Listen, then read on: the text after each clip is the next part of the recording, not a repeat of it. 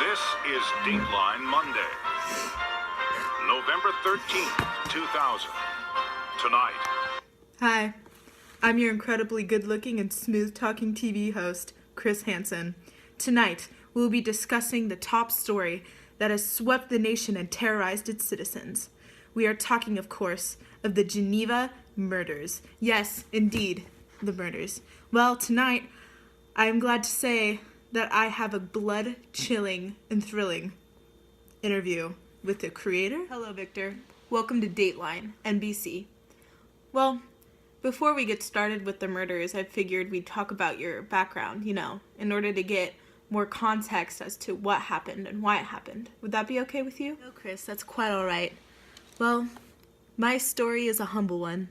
I grew up on the countryside of Geneva with my family, pretty isolated, but as a boy I was very curious about the world around me and how it worked and planned to explore it.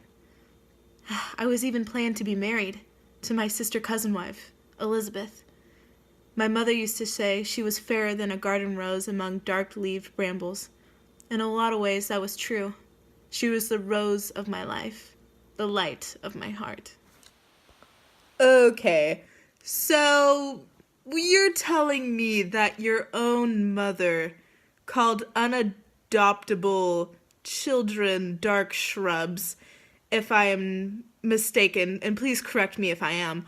To me, that is very objectifying and dehumanizing. I mean, even to Elizabeth, to be adopted only to be made your wife. I mean, according to John Stuart Mill, to be human is to make your own choices. How can Elizabeth do this with already being planned to be married to you? I mean, you're taking away her humanity, don't you think? I know for someone like you, Chris, it's very hard to understand, but I loved my sister-cousin wife.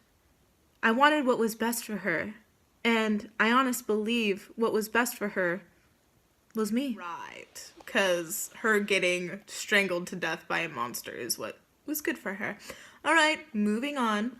My second question, well, when you first saw the monster, what was your initial thoughts? Why did you run? Why didn't you care for the very thing that you created, that you summoned to this earth? Again, Chris, you have to understand my upbringing and my natural inclination for what was around me. What's more great than constructing human life? And, well, when I answer your question, what my first initial reaction was when I saw him, it was disgust. I mean, before I even gave him life, he was ugly. But when his muscles and joints rendered capable of motion, it became such a thing as even Dante could not have conceived. He was hideous.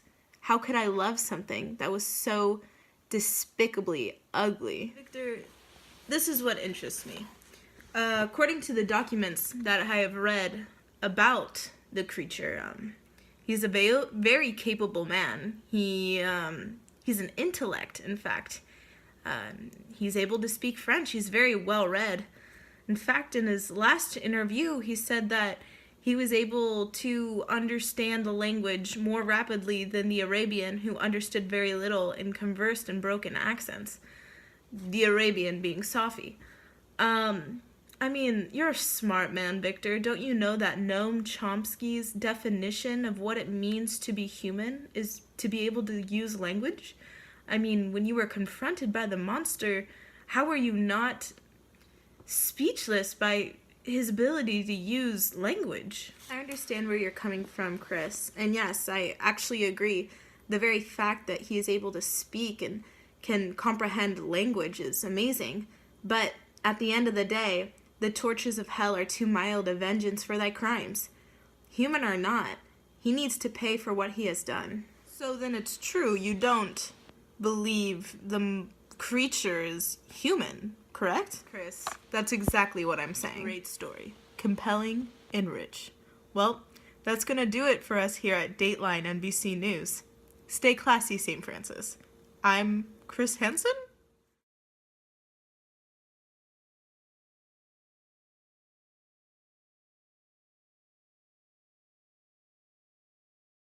2000.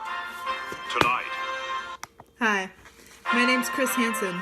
This is Dateline.